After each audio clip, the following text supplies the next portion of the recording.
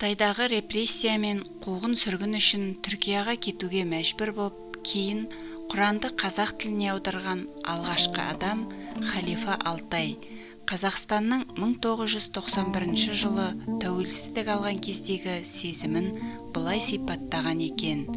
1991 жылы желтоқсан айының ортасында Стамбул көшесінде келе жатып, көпшілік радиодан бүгін қазақ елі тәуелсіздік алды, жер бетінде Қазақстан деген дербес мемлекет пайда болды деп түрік тілінде саңқылдап жатқан дауысты естиді.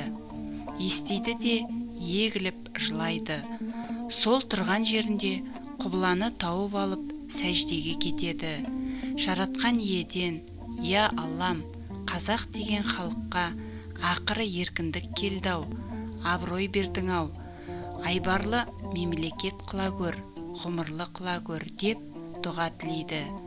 Қуаныштан ыршыған көз моншақтарым тас еденге тырс-тырстамады. Сәжде қылған жерімде ұзақ жатып қалыппын деп сипаттады.